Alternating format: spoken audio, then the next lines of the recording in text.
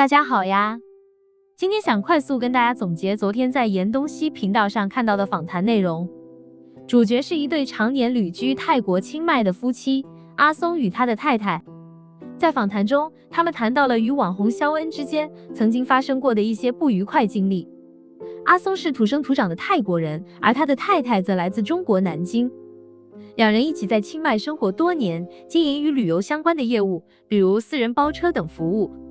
谈起与肖恩的认识，阿松太太回忆，那是疫情期间旅游业几乎停摆的时候，他们开始萌生学习影片创作的想法。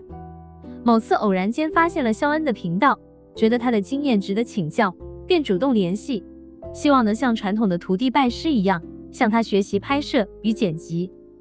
起初，他们的关系相当不错，因为阿松熟悉当地，夫妻俩也希望能提供一些在地资源，让肖恩拍摄时更有内容深度，彼此达到互助共赢的效果。他们甚至曾邀请肖恩夫妻到家中共度中秋节，那是一段和谐温暖的时光。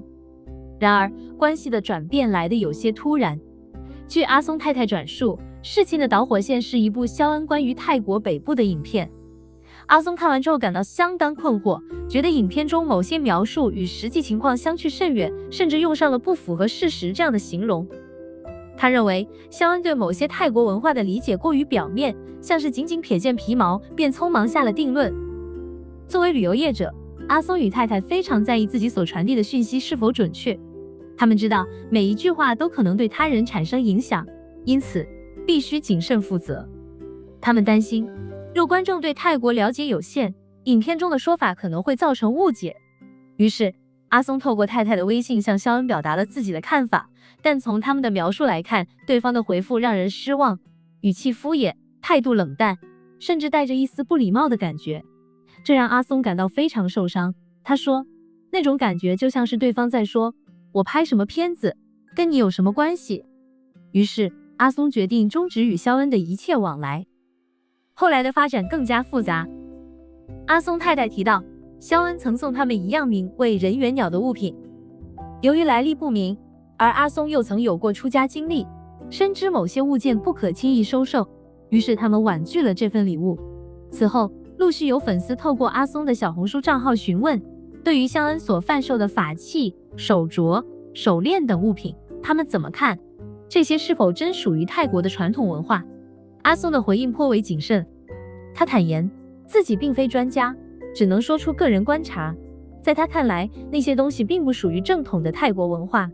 随着相关问题越来越多，他最终在小红书发表了一则贴文，语气平时的请求大家不要再问他关于那位网红的事，表明自己对此已经有定见。值得一提的是，那篇贴文中并未提及任何名字。然而，这则贴文似乎点燃了肖恩的怒火。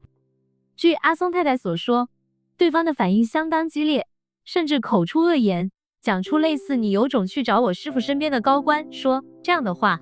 他认为这样的语言与逻辑过于中国式，错误的以为官大一级压死人的规则在泰国同样适用。但事实上，在泰国这样的社会脉络中，这种思维往往适得其反。他说，强龙未必压得过地头蛇，在异国他乡生活，与当地人和睦相处，才是最基本的生存之道。除此之外，阿松太太还提及一些更为敏感的指控。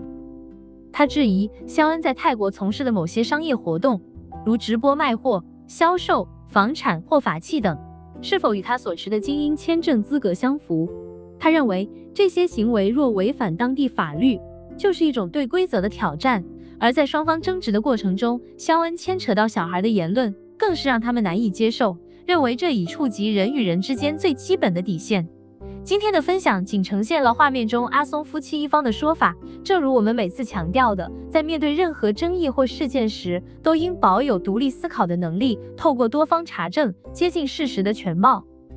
今天的分享就到这里，我们下次见。